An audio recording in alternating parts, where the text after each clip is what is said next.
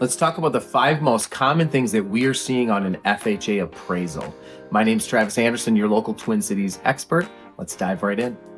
Hey, the number one thing we see on an FHA appraisal is peeling paint. Usually this is going to be on the exterior of a home, maybe around the garage door or the garage service door. Now, if you've got peeling paint in your home and your home were built before 1978, the appraiser has to assume that lead was used in those building materials. So they're going to require that you scrape the peeling paint, you clean up any loose paint chips, you prime the bare wood, and you put a fresh coat of paint on there.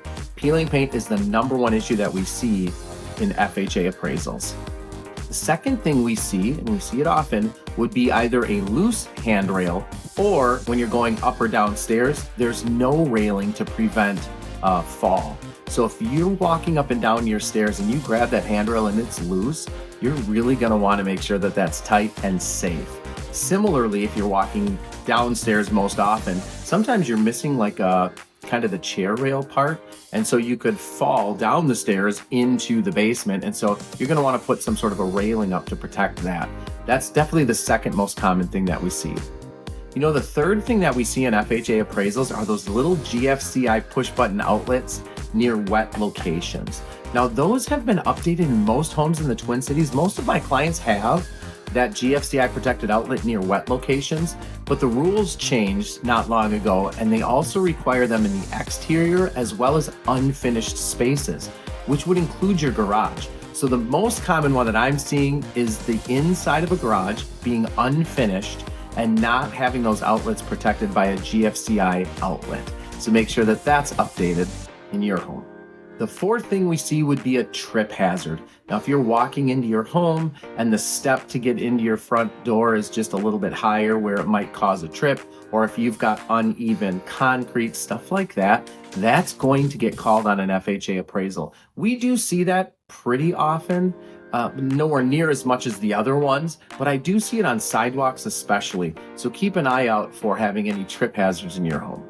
The last thing that I see that's fairly common, it is less common, of course, than the other 4, which is why we're putting it at the end, but it's a very important one, and it's something that most people don't know about, and you're going to want to get ahead of it, and that's having moisture in the attic. Now, most appraisers, they don't stick their head in the attic, but an FHA appraiser will. They're going to go ahead and remove that attic cover, they're going to pop their head up there, and they're going to shine a flashlight. And if they see evidence of mildew on the decking of your roof, they're going to call that every single time. Sometimes you'll see a little bit of mildew on the insulation. Now, this isn't extremely common again, but we do see it. And the issue with this one is it costs a little bit more. You want to get ahead of it. So my suggestion for homeowners is to stick your head in the attic. My suggestion for home buyers, of course, is to have an inspection. And then therefore we catch this well before the appraiser ever gets to the property. So in this video, we talked about the 5 things we see most common. If you're a home buyer, when you're looking at real estate and you're an FHA borrower, make sure you're pointing these things out to your realtor. They might not know as much as you know after watching this video. And of course, if you're a seller, it's a really good idea to get ahead of these things. You don't want to limit the home buyers in the Twin Cities. So if all things were equal and you were going to choose between a conventional borrower and an FHA borrower, you're probably choosing the conventional. But as the market slows, and again, we're seeing only 15 showings per home sale, which might not be enough to generate a second offer, you don't want to limit that FHA borrower if you have the ability to sell to them as well.